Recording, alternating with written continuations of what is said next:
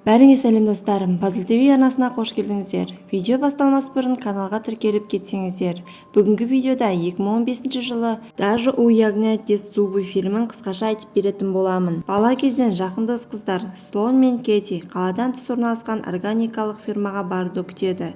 Онда олар жұмыс істеуге бармақ. Жұмыс біткесін қыздар Нью-Йорк қаласына баруды жоспарлайды. Джейсон Кэтидің ағасы қарындастарын апарамын деп уәде берді.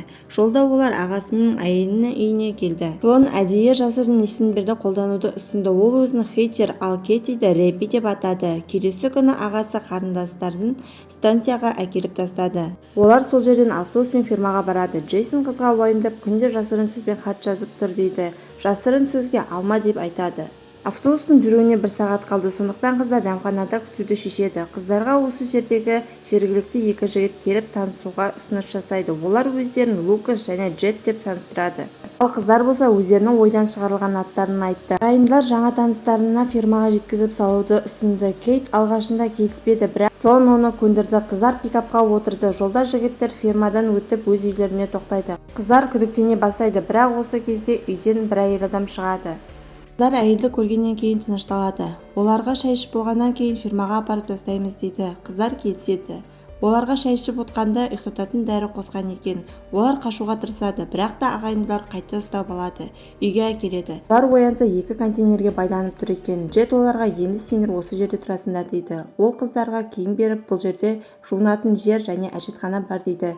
Сонан соң бастық Борис келеді. Ол алдымен Кейттің телефонын тексереді және олардың шын есімдерін біліп алады. Сонан соң жасырын хабарлама арқылы сөйлесетіндерін түсініп қойды. Кейт пен Слоун алма жалғыз жасырын сөз деп екенін айтады. Сонан соң Борис ағасына білдірмей хат жазып жібереді. Соңына алма деген сөзді жазады. Ағайындар қыздарға суға түсіңдер дейді.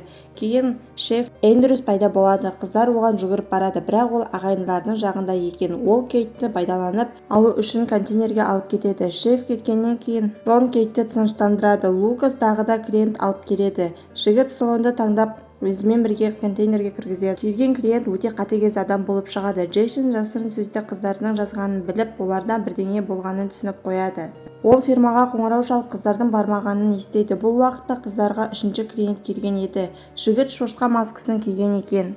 Ер адамның түрін көрмеу үшін қыздардың да басына қап кигізеді. Таңдау тағы да Слоунға түседі. Ол тағы да Слоунға қатыгездік жасайды.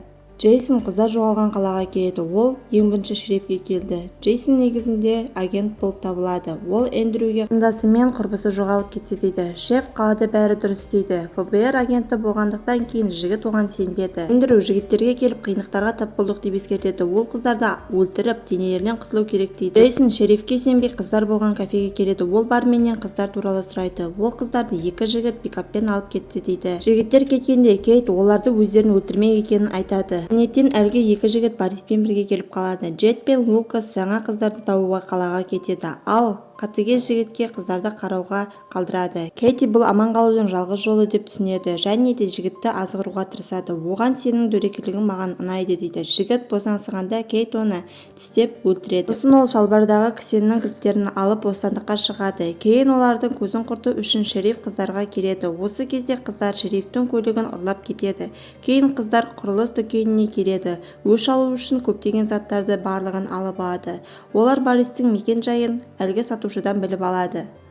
Бұл кезде Джейсон сақтандыру қызметіне келіп, оның автокөлігін пикап соғып қашып кетті дейді.